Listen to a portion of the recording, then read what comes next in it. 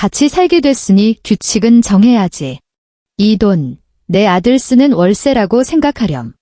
그 말은 마치 녹슨 대모처럼 아무런 예고도 없이 한수아의 고막을 뚫고 들어와 박혔다. 순간 공기가 얼어붙었다.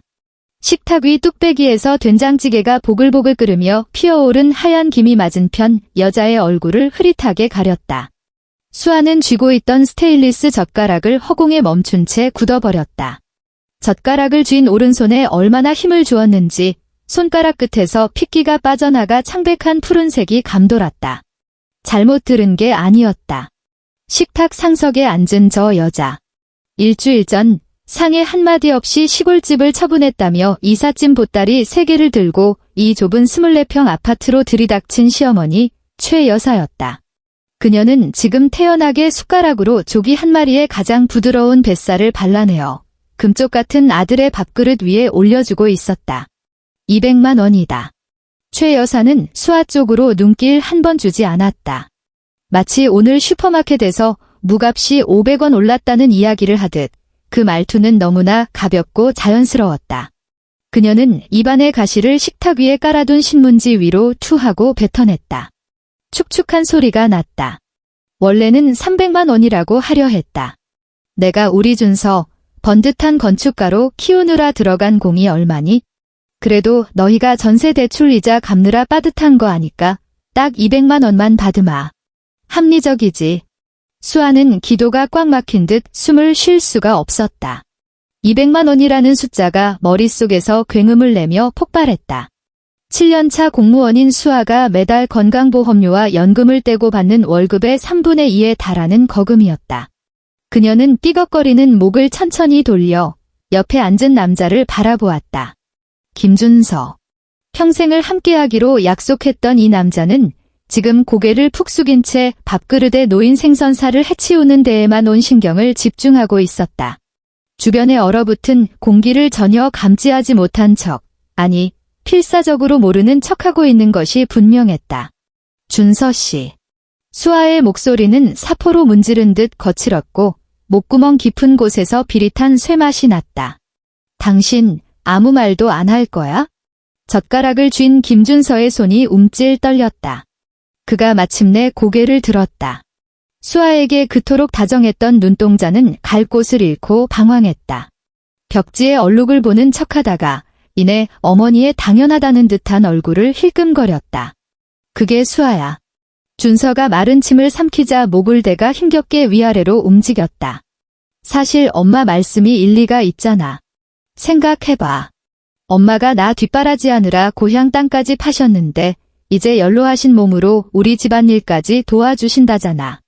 그 돈, 그냥 어르신 용돈 드리는 셈치고 아니면 수고비라고 생각하면 뭐 그렇게 무리한 건 아니지 않아? 쿵 하는 소리가 들린 것 같았다. 수아의 머릿속에서 이성이라는 이름의 마지막 현이 끊어지는 소리였다. 이 사람이 정말 남산타워 아래서 프로포즈하며 절대로 너 눈에 눈물 나게 안 하겠다고 맹세했던 그 남자가 맞는가? 신혼집을 보러 다닐 때 채광도 좋지 않은 이 저층 아파트를 가리키며 지금은 전세지만 내가 뼈 빠지게 일해서 꼭 이 집 사줄게 라고 다짐했던 그 남자가 맞는가? 적나라한 돈 계산 앞에서 그 모든 맹세는 입가를 닫고 버린 휴지 조각보다 가벼웠다.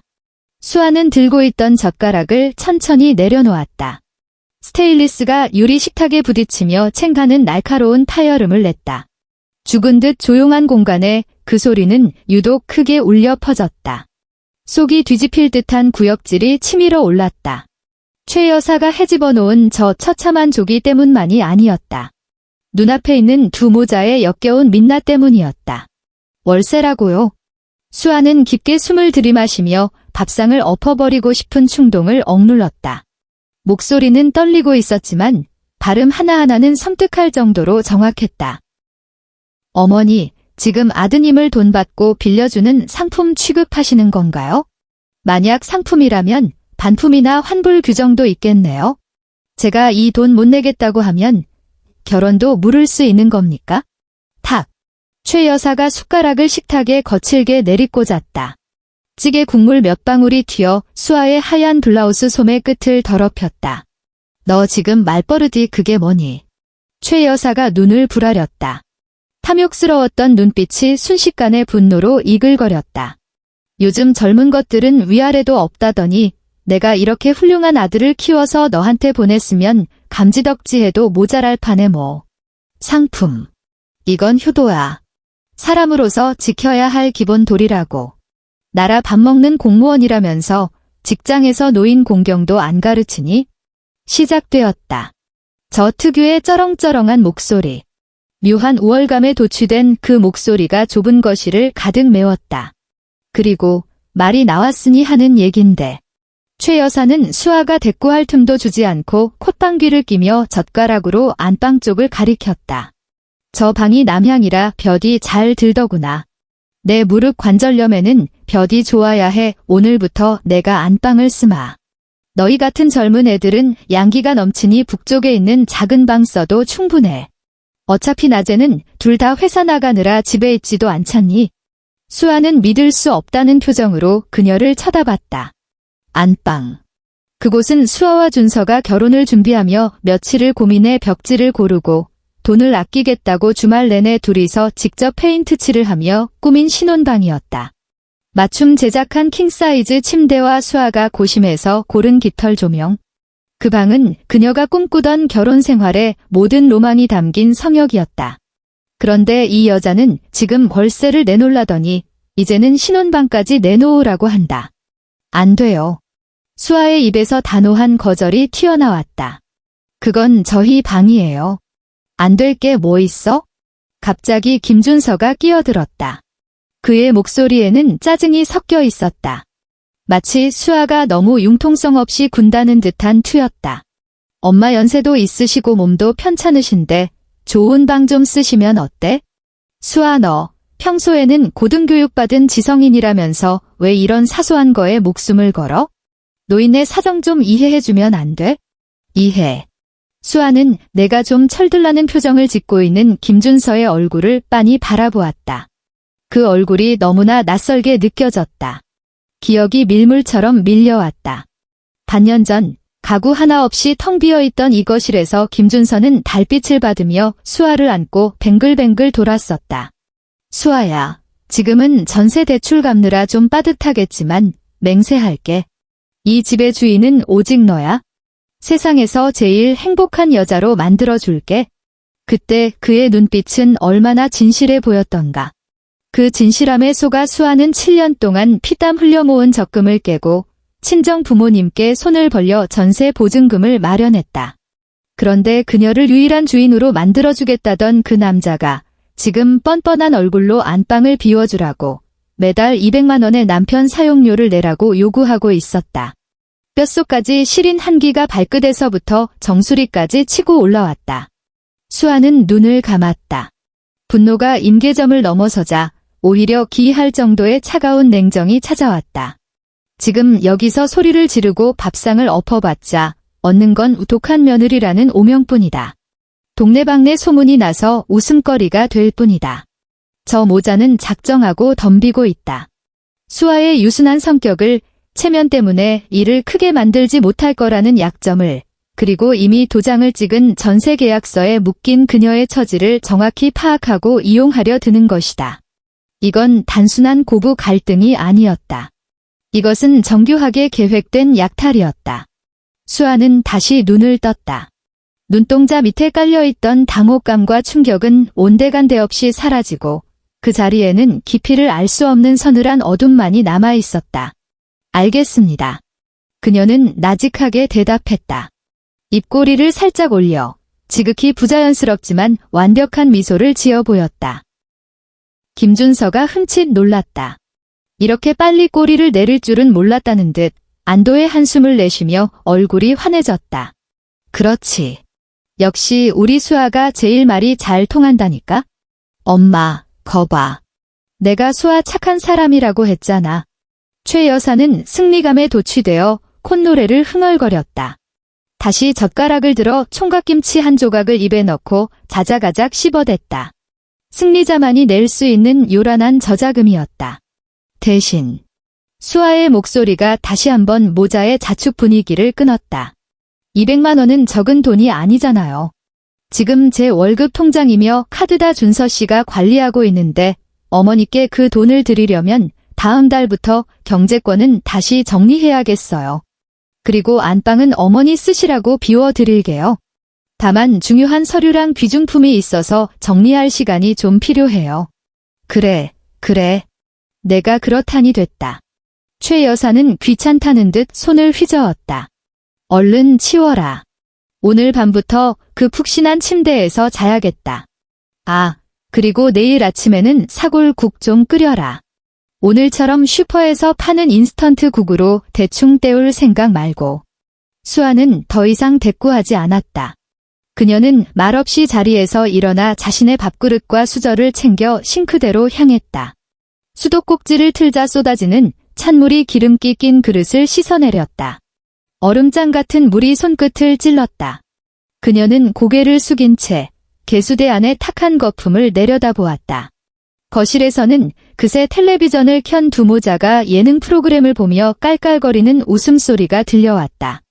아이고, 우리 아들. 색시 하나는 아주 고분고분한 애로 잘 얻었네. 그럼 누구 아들인데? 고분고분한 색시? 수아는 수도꼭지를 잠갔다. 키친타월을 뽑아 손가락에 묻은 물기를 하나하나 아주 천천히 닦아냈다. 싱크대 앞 작은 거울 속에 비친 여자의 눈빛은 방금 막나를 세운 수수룡 메스처럼 차갑게 빛나고 있었다. 결혼을 거래로 만들고 가족을 계산기로 두드리겠다면 좋다. 어디 한번 제대로 계산해보자. 200만 원. 안방. 다 가져가라. 그 대가를 감당할 수만 있다면? 그날 밤 수아는 베개와 이불을 안고 북쪽 서재방으로 들어갔다. 원래는 미래의 아이를 위해 비워둔 방이었지만 지금은 뜯지도 않은 이삿짐 박스들이 쌓여 있어 퀴퀴한 곰팡내만 가득했다. 그녀는 차가운 마룻바닥에 이불을 폈다. 벽 하나를 사이에 둔 안방에서는 최 여사의 우렁찬 코골이 소리가 들려왔다. 얇은 벽을 뚫고 넘어오는 그 소리는 마치 그녀를 향한 끊임없는 조롱처럼 느껴졌다. 수아는 어둠 속에 누워 휴대폰을 꽉 쥐었다. 액정 화면에 불빛이 핏기 없는 그녀의 얼굴을 비췄다. 그녀는 검색창에 천천히 글자를 입력했다. 전세 보증금 반환 소송, 이혼 재산 분할. 입력된 글자 위에서 손가락이 한참을 머물렀다. 하지만 결국 검색 버튼을 누르지 않고 앱을 종료했다. 대신 은행 앱을 열었다. 그 부양료라는 것을 주기 전에 확인해야 할 게 있었다. 저 모자가 정말 밥 굶을 정도로 가난한 건지 아니면 대국민 사기극을 벌이고 있는 건지. 최 여사는 아들 뒷바라지하느라 시골 집과 땅을 다 팔았다고 했다. 하지만 수아는 기억하고 있었다. 지난달 준서가 술에 취해 들어와서 무심결에 흘렸던 말을. 아, 엄마 그 땅 말이야. 지금 개발될 때까지 버텼으면 몇 배는 튀었을 텐데. 이미 다 팔아치웠다면 왜 지금의 개발 호재와 땅값을 아쉬워한단 말인가? 수아는 몸을 뒤척여 천장에 붙은 화재 감지기에 깜빡이는 붉은 불빛을 노려보았다. 게임은 이제 시작이었다. 다음 날 새벽. 서울의 하늘은 덜빤걸레처럼 칙칙한 회색빛이었다. 수아는 평소보다 1시간 일찍 일어났다. 사골국 따위는 끓일 생각이 없었다. 그녀는 도둑고양이처럼 살금살금 거실을 가로질렀다. 안방 문 앞을 지날 때 여전히 천둥 같은 코골이 소리가 들려왔다. 문 앞에는 최 여사의 빨간색 슬리퍼가 보란듯이 복도 한가운데를 막고 널브러져 있었다. 수아는 무표정한 얼굴로 그 슬리퍼를 넘어 화장실로 들어갔다. 간단히 씻고 나온 그녀는 이미 적군에게 점령당한 이 집안에서 첫 번째 수색 작전을 개시했다. 최 여사가 들어온 지 고작 일주일. 하지만 그녀의 짐은 암세포처럼 집안 구석구석으로 퍼져나가 있었다. 거실 탁자 위에는 정체불명의 건강보조식품 통들이 산더미처럼 쌓여 있었고 소파에는 형형색색의 등산복이 걸쳐져 있었다. 현관 신발장 위에는 시골에서 가져온 꼬릿한 냄새를 풍기는 장아찌 단지들이 점령하고 있었다. 수아의 목표는 명확했다. 최 여사 같은 노인들은 아무리 은행을 믿는다 해도 진짜 귀중한 것은 품 안에 끼고 있어야 안심하는 법이다. 통장, 도장, 그리고 남들 눈에 띄면 안 되는 땅 문서 같은 것들 말이다. 먼저 거실 서랍장을 뒤졌다. 마트 전단지와 유효기간 지난 쿠폰들만 가득했다. 없다. 주방으로 가서 쌀독을 열었다. 노인들은 쌀독 깊숙한 곳에 귀중품을 숨기곤 한다. 차가운 쌀알 속으로 손을 찔러 넣었다. 손끝에 닿는 건 말라 비틀어진 마늘 몇 쪽뿐. 허탕이었다. 시간은 속절없이 흘러갔다. 벽시계는 6시 30분을 가리키고 있었다. 30분 뒤면 생체시계가 무서울 정도로 정확한 최 여사가 일어날 시간이다. 수아의 이마에 식은땀이 맺혔다. 설마 안방에 있는 걸까? 안방에 있다면 손 쓸 방법이 없다. 포기하려던 찰나 그녀의 시선이 베란다 구석에 처박힌 잡동사니 더미에 꽂혔다. 최 여사가 이사 오던 날 들고 온 3개의 보따리 중 하나였다. 장롱에 다 들어가지 않아 임시로 세탁기 옆에 둔 낡은 가죽 가방. 모서리가 다 해진 그 가방에는 녹슨 자물쇠가 하나 채워져 있었다. 저런 자물쇠는 그저 장식일 뿐이다. 수아의 심장이 쿵쿵거리기 시작했다. 그녀는 안방 문을 힐끔 쳐다보며 코골이 소리가 계속되는지 확인했다. 그녀는 베란다로 달려가 쪼그리고 앉았다. 가방 위에는 빨지 않은 헌 옷가지들이 쌓여 있어 조약 냄새와 노인 특유의 냄새가 진동했다. 수아는 숨을 참으며 조심스럽게 옷들을 치웠다. 예상대로 자물쇠는 허술했다. 공구함에서 클립 하나를 꺼내 구멍에 넣고 비틀자 틱 하는 경쾌한 소리와 함께 자물쇠가 풀렸다. 가방을 열자 더 독한 조약 냄새가 확 풍겨왔다. 금은 보화는 없었다. 두꺼운 손바지 몇 벌, 누렇게 바랜 앨범, 신문지에 둘둘 말린 새 신발 한 켤레가 전부였다. 수아는 실망감을 감추며 손바지 사이사이로 손을 집어넣어 더듬거렸다. 그때 손끝에 딱딱한 무언가가 걸렸다. 가장 밑바닥에 깔린 솜조끼 안주머니. 검은 비닐봉지로 꽁꽁 싸매고 옷핀으로 입구를 야무지게 막아놓은 직사각형 물건이었다. 수아의 손가락이 미세하게 떨렸다. 그녀는 재빨리 옷핀을 풀고 겹겹이 쌓인 검은 비닐을 벗겨냈다. 마지막 비닐이 벗겨지자 통장 3개가 모습을 드러냈다. 농협은행, 국민은행, 그리고 우체국 예금 통장. 심장이 목구멍 밖으로 튀어나올 것 같았다. 수아는 떨리는 손으로 첫 번째 농협 통장을 펼쳤다. 정기 예금 통장이었다. 페이지마다 숫자가 빽빽했다. 그녀는 다급하게 마지막 페이지로 넘겨 최종 잔액을 확인했다. 시선이 숫자에 고정되었다. 1, 10, 100, 1000, 만. 수아는 헉 하고 숨을 들이켰다. 5억 3천만 원. 이 통장 하나에만 5억이 넘게 들어있었다. 현기증이 일어 세탁기를 짚어야 했다. 그녀는 떨리는 손으로 두 번째 국민은행 통장을 열었다. 2억 7천만 원. 마지막 우체국 통장에는 매달 300만 원이 넘는 돈이 월세 수입이라는 이름으로 꼬박꼬박 찍혀 있었다. 월세 수입. 수아는 눈을 비비고 적요란을 다시 확인했다. 서울시 강서구 XX동 다가구 월세. 그러니까 아들 공부시키느라 집 팔고 땅 팔아 빈털터리가 되었다던 그 불쌍한 홀어머니는 사실 서울의 건물을 가지고 현금만 8억 원을 쥐고 있는 알부자였다. 8억 원. 그런데 고작 월 200만 원의 남편 사용료를 뜯어내겠다고 며느리를 거지 취급하며 밥상머리에서 그 난리를 쳤단 말인가. 전신의 피가 거꾸로 솟구치는 기분이었다. 분노. 아니, 이건 분노를 넘어선 것이었다. 바보 취급을 당했다는, 철저하게 농락당했다는 치욕감이 온몸을 휘감았다. 전세금 마련하느라 4,000원짜리 커피 한 잔 마시는 것도 벌벌 떨었던 자신, 딸을 위해 노후 자금을 털어주던 부모님의 거친 손, 그리고 어젯밤 우리 엄마 불쌍하잖아 라며 징징대던 김준서의 가증스러운 얼굴이 주마등처럼 스쳐 지나갔다. 하! 수아의 입에서 짧은 헛웃음이 터져나왔다. 새벽의 베란다 공기만큼이나 차갑고 처연한 웃음이었다. 그녀는 휴대폰을 꺼내 무음 카메라 모드를 켰다. 찰칵, 찰칵, 찰칵. 통장의 모든 페이지, 그 거짓말 같은 숫자들을 하나도 빠짐없이 찍었다. 마지막 페이지를 찍고 통장을 다시 비닐봉지에 넣으려는 찰나였다. 거실에서 지익, 지익 하는 소리가 들렸다. 최 여사 특유의 발 뒤꿈치를 끌며 걷는 소리였다. 소리는 점점 가까워지고 있었다. 목표는 베란다였다. 아니, 아침부터 베란다에서 뭘 그렇게 부스럭거려? 잠긴 목소리의 최 여사가 바로 벽 하나 넘어 거실에서 불쑥 물었다. 수아의 손이 딱딱하게 굳었다. 당황한 나머지 통장 모서리가 비닐봉지 입구에 걸려 들어가지 않았다.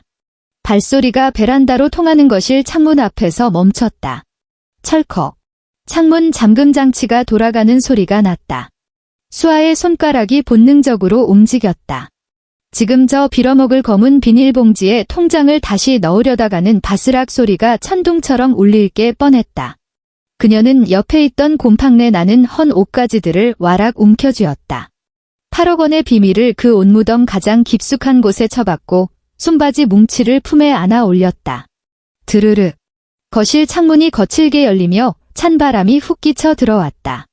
얼굴에 베개 자국이 선명한 최 여사가 문틈으로 고개를 내밀었다.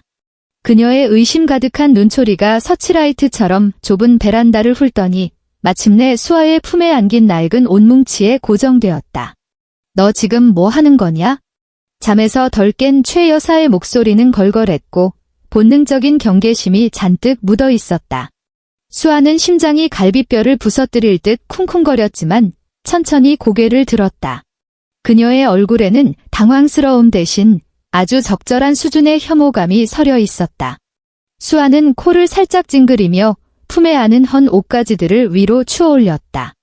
어머니, 냄새가 너무 심해요. 스스로도 놀랄 만큼 침착한 목소리였다. 이 상자에 든 옷들, 습기 찬 거 아니에요? 곰팡내랑 조명 냄새가 베란다를 타고 거실까지 들어와서요. 준서 씨 양복의 냄새 뵐까 봐 바람 좀 쐬려고 꺼내는 중이었어요. 준서와 장복이라는 단어가 나오자 최 여사의 눈에 서려 있던 경계심이 순식간에 반쯤 허물어졌다. 그녀는 킁킁거하며 코를 벌렁거렸다. 과연 독한 조명 냄새가 진동하고 있었다. 아이고, 그게 얼마나 좋은 건데. 다 순면으로 된 옛날 원단이야. 요즘 옷들은 이렇게 질기질 못해. 최 여사가 투덜거리며 수아의 품에 안긴 옷을 뒤적이려 손을 뻗었다. 이리 줘라. 내 그 비싼 출근복 버릴라. 순간 옷을 안고 있던 수아의 팔에 힘이 들어갔다. 그녀는 아주 자연스럽게 뒷걸음질 치며 최 여사의 손을 피했다. 아니에요, 어머니. 허리도 안 좋으신데 이런 힘쓰는 일은 제가 할게요. 수아는 그렇게 말하며 엄청난 비밀을 품은 옷무덤을 아는 채 태연하게 최 여사의 옆을 스쳐 지나갔다. 그녀는 거실 세탁기 쪽으로 성큼성큼 걸어갔다. 일단 분류 좀 해놓고 해 쨍쨍할 때 널어야겠어요. 최 여사에게 등을 보이고 나서야 수아는 참았던 숨을 길게 내뱉었다. 식은땀이 순식간에 잠옷 등판을 적셨다. 하지만 이건 시작에 불과했다. 그 후 며칠간 집은 거대하고 숨막히는 압력밥솥 같았다. 수아는 외줄 타기를 하는 광대처럼 살았다. 낮에는 광화문 정부 청사에서 공문을 처리하는 냉철한 공무원이었지만 밤에는 식탁 머리에서 시어머니의 온갖 트집과 남편의 교묘한 무시를 묵묵히 견뎌내는 착한 며느리를 연기했다. 그러나 모두가 잠든 깊은 밤, 북쪽 서재방으로 돌아오면 그녀는 사냥감을 노리는 저격수로 변모했다. 세 개의 통장 사진은 첫 번째 탄환일 뿐이었다. 더 치명적인 탄약이 필요했다.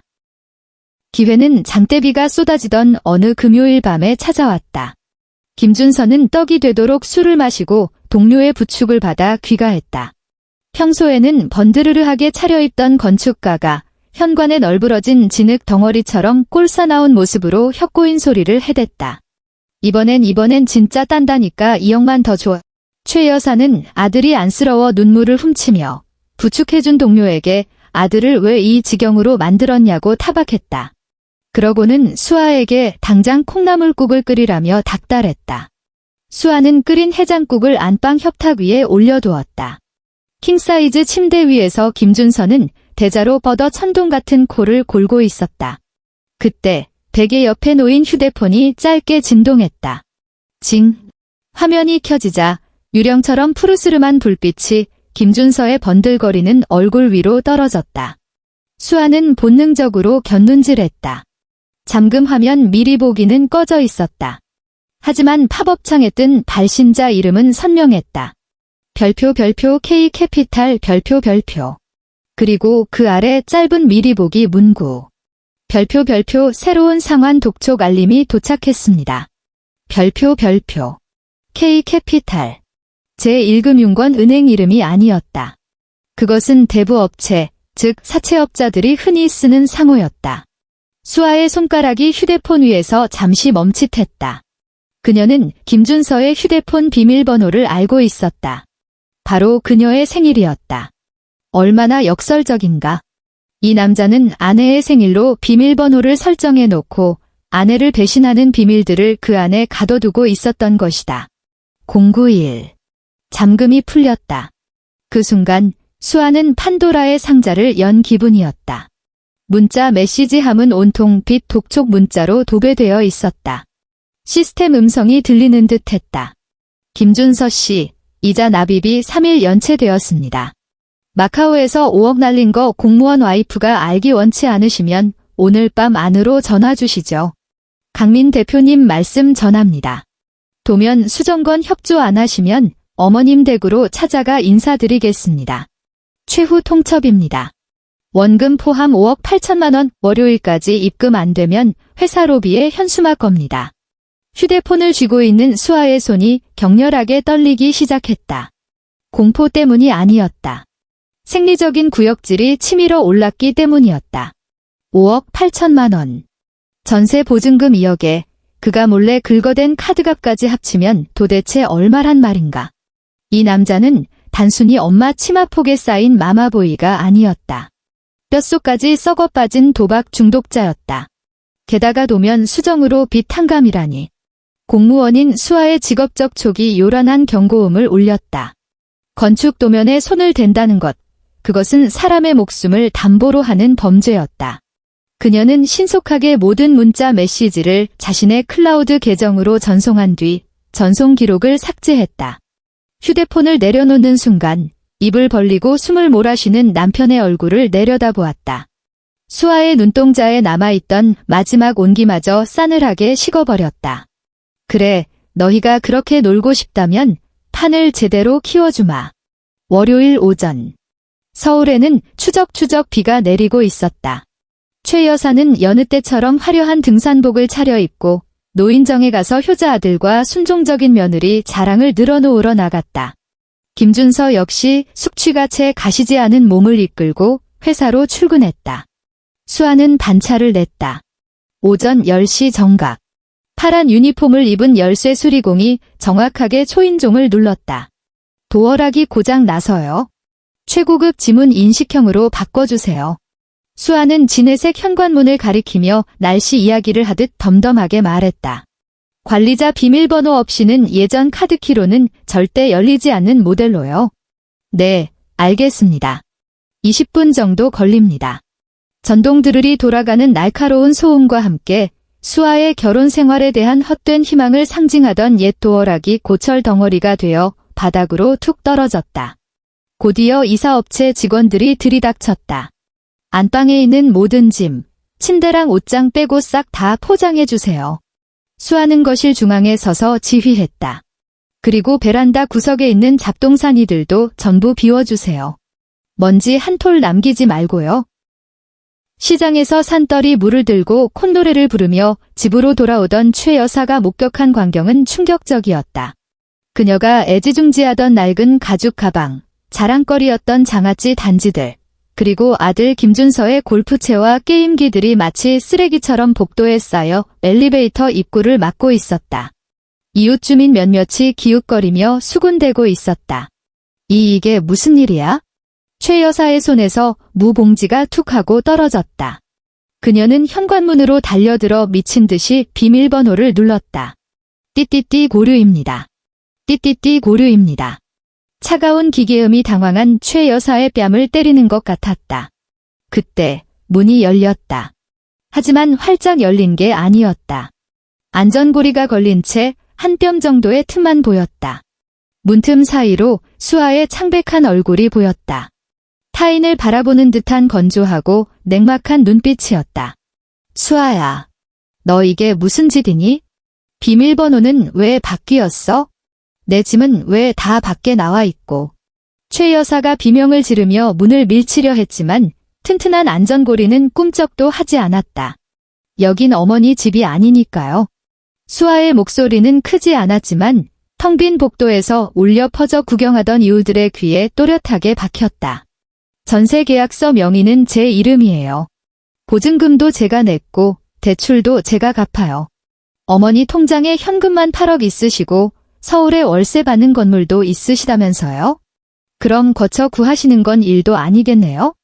그 말은 폭탄처럼 군중 속에 떨어졌다. 뭐, 8억. 세상에, 저 할머니 파 한 단 살 때도 콩나물 덤 달라고 떼쓰더니 부자가 며느리 전셋집에 얹혀 살면서 시집살이를 시킨 거야? 최 여사의 얼굴이 순식간에 불그락푸르락해졌다. 그녀는 누군가 목을 조른 오리처럼 꽥소리를 질렀다. 너 무슨 헛소리야. 누가 8억이 있어? 이 미친년이 내가 당장 준서한테 전화할 거야. 너 당장 이혼시킬 줄 알아. 전화하실 필요 없어요. 그 사람 지금 5억 도박 빚 막느라 정신없을 테니까요. 수아는 차갑게 쏘아붙인 뒤 서류 봉투 하나를 문틈으로 밀어 던졌다. 최 여사의 통장 사본들과 김준서의 사채빚 독촉 문자를 캡처한 출력물이었다. 종이들이 바닥에 흩어지며 그 적나라한 진실들이 흰 종이 위 검은 글씨로 드러났다. 아드님 데리고 어머니 소유의 그 건물로 돌아가세요. 이혼 소장은 내일 준서 씨 회사로 갈 겁니다. 쾅. 최 여사의 코앞에서 현관문이 닫혔다. 문밖에서는 최 여사의 찢어지는 듯한 통곡 소리와 문을 두드리는 소리가 들려왔지만 새로 교체한 방음 고무 패킹 덕분에 문 안쪽에서는 그저 먼 세상의 소음처럼 들릴 뿐이었다. 수아는 차가운 현관문에 등을 기댄 채 스르르 주저앉았다. 눈물은 나오지 않았다. 뼈마디가 쑤시는 듯한 피로감과 함께 골수 깊은 곳에서부터 우러나오는 해방감이 밀려왔다. 하지만 아직 부족했다. 집안의 암덩어리는 도려냈지만 직장에 있는 암덩어리는 아직 펄떡거리고 있었다. 김준서의 도박빚과 강요받은 도면 수정. 그것은 더 거대한 비리의 몸통으로 연결되는 실마리였다. 회사로 복귀한 수아는 완전히 다른 사람이 되어 있었다. 주눅 들어있던 행정과장은 사라지고 정밀한 스캐너 같은 냉철한 전략가가 그 자리에 앉아 있었다. 그녀는 직무 권한을 이용해 김준서가 속한 건축회사의 프로젝트 자료를 열람했다. 미래시티라는 이름의 대형 개발 프로젝트. 그 배후에는 윤 부사장이 있었다. 산더미 같은 서류 속에서 수아는 치명적인 허점을 찾아냈다. 설계 도면에는 내진 설계 7급 철근을 쓰도록 되어 있었지만 최근 구매 내역서에는 저급 철근으로 둔갑해 있었다. 그리고 그 승인 서류에 도장을 찍은 건 도박빚에 몰려 이성을 잃은 김준서였다. 미래시티건을 파고 있습니까? 등 뒤에서 낮고 굵은 남자의 목소리가 들렸다. 수아는 황급히 파일을 덮으며 경계심 어린 눈으로 뒤를 돌아보았다. 그곳에는 엔지니어링 사업부의 강지훈 부장이 서 있었다. 융통성이라곤 없어 회사 내에서 돌부처라고 불리는 남자. 강직한 성품 탓에 윤 부사장의 눈밖에 나 한직을 떠돌던 인물이었다. 강지훈은 커피 2잔을 들고 있었다. 깊은 눈매로 수아를 바라보는 그의 눈빛에는 고자질쟁이의 비열함 대신 동료를 알아본 듯한 묵직한 신뢰가 담겨 있었다. 그건 불구덩이입니다. 강지훈은 커피 한 잔을 수아의 책상 위에 올려놓았다. 윤 부사장이 비자금을 만들고 있는 겁니다. 김준서 과장은 꼬리 자르기 용이고요. 수아는 김이 모락모락 나는 아메리카노를 3초간 응시했다. 알고 있습니다. 그녀가 고개를 들었다. 눈동자가 서늘하게 빛났다. 그래서 조력자가 필요해요. 불을 끄는 것뿐만 아니라 방화범을 감옥에 쳐넣고 싶어 하는 사람 말이죠. 강지훈이 멈칫하더니 이내 입가에 아주 희미한 미소를 띄었다. 그가 의자를 끌어당겨 수아의 맞은편에 앉았다. 계획이 뭡니까? 윤 부사장이 횡령으로 생긴 구멍을 메우려고 해외 투자자를 미친 듯이 찾고 있다면서요? 수아의 손가락이 책상을 규칙적으로 두드렸다. 제가 마침 골드라이언 캐피탈이라는 투자회사를 하나 알고 있거든요. 리스크는 크지만 수익도 큰 이런 프로젝트에 아주 관심이 많은 곳이죠. 강지훈의 눈썹이 꿈틀했다. 골드라이언. 처음 듣는 곳인데 어젯밤에 제가 막 등록한 페이퍼 컴퍼니니까요. 수아는 서랍에서 금박이 박힌 명함 한 장을 꺼내 강지훈 앞으로 밀었다. 물론 강 부장님의 협조가 필요해요. 탐욕스러운 짐승이 제 발로 더대 걸러들게 하는 연극을 좀 해야 하거든요. 보름 후 회사 대회의실의 공기는 무거웠다.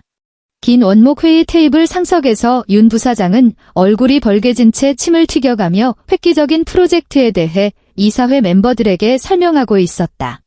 구석자리에 앉은 김준서는 사색이 된 얼굴로 연신 손수건으로 식은땀을 닦아내고 있었다.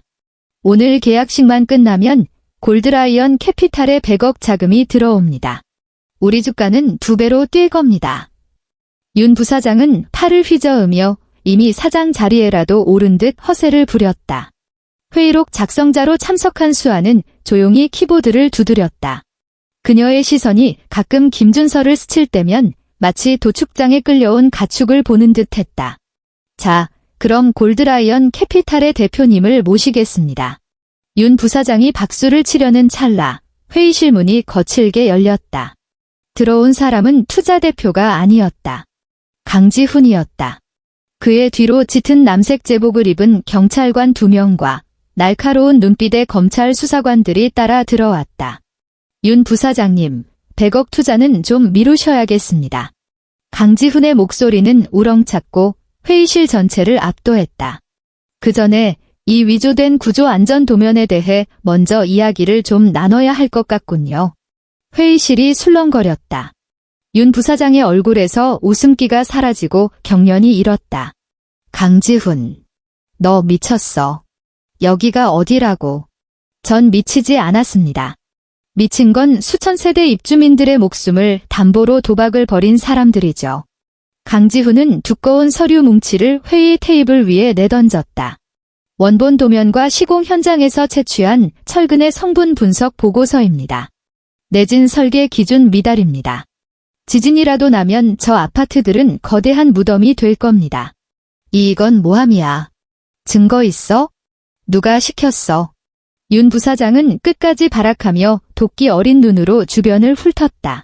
증거요. 침묵을 지키던 수아가 자리에서 일어났다. 그녀는 주머니에서 녹음기 하나를 꺼냈다. 김준서가 평소 회의 때 쓰던 바로 그 녹음기였다. 이 안에 지난주 금요일 밤 부사장님이 룸살롱에서 김준서 과장에게 도면 수정을 지시하고 그 대가로 도박빚 5억을 갚아주겠다고 약속하신 내용이 고스란히 들어 있습니다. 수아가 재생 버튼을 눌렀다. 적막한 회의실에 또렷한 대화 내용이 울려 퍼졌다. 준서야, 기둥 두께 몇 개만 조절해. 거기서 남는 돈이면 내 빚 갚고도 남지? 어차피 그런 서민 아파트 무너져도 아무도 신경 안 써. 윤 부사장의 목소리였다. 그 목소리를 듣는 순간 김준서는 척추가 뽑힌 사람처럼 의자 아래로 허물어졌다. 그는 절망적인 눈으로 수아를 올려다보며 입술을 달달 떨었다. 수아야, 너 내가 어떡해? 수아는 그에게 눈길조차 주지 않은 채 덤덤하게 녹음기를 경찰에게 넘겼다. 김준서 씨, 윤 부사장님. 그리고 불법 대출과 폭력 추심 혐의가 있는 강민 일당까지. 하실 말씀은 조사실 가서 천천히 하시죠. 경찰이 다가와 윤 부사장의 기름진 손목에 차가운 수갑을 채웠다. 철컥하는 소리와 함께 한때 아름다운 건축을 꿈꿨으나 이제는 오물로 얼룩진 김준서의 손목에도 수갑이 채워졌다. 경찰에 이끌려 나가던 김준서가 수아 앞에서 멈춰섰다.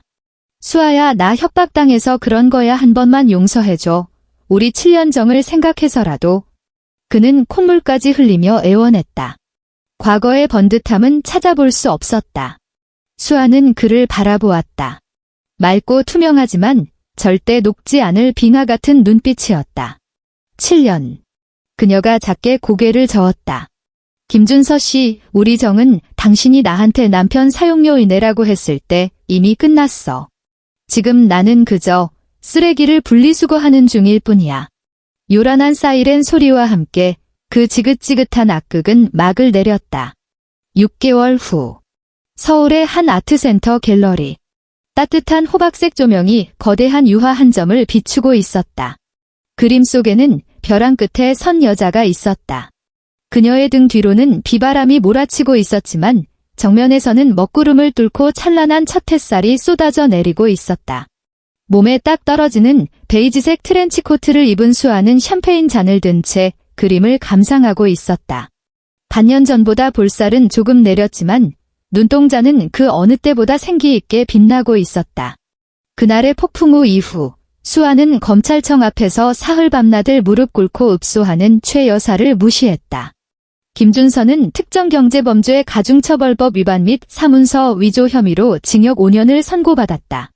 8억 자산가였던 최 여사는 거액의 민사배상금을 물어내고 세무조사까지 받아 전 재산을 털어먹었고 결국 시골에 다 쓰러져가는 폐가로 쫓겨났다. 수아는 숨막히던 공무원직을 그만뒀다. 부동산 비리를 파헤쳤던 경험을 살려 이혼 소송 중인 여성들의 은닉 재산 추적을 돕는 컨설팅 회사를 차렸다. 그리고 여성 창업을 지원하는 투자 펀드도 운용하기 시작했다. 그림 제목이 니르바나칩니다. 열반 혹은 해탈이죠. 익숙한 중저음의 목소리가 들려왔다. 수아는 고개를 돌렸다. 강지훈이었다. 그는 답답한 작업복 대신 소매를 자연스럽게 걷어올린 짙은 남색 셔츠 차림이었다. 꽤 근사해 보였다. 대표님과 잘 어울리는 그림이군요. 강지훈이 미소 지으며 자신의 잔을 들어 수아의 잔에 가볍게 부딪혔다. 이 그림 보라고 추천해 주신 게 강 사장님이셨나요? 수아가 눈썹을 살짝 들어 올리며 물었다. 뭐, 그렇다고 해두죠.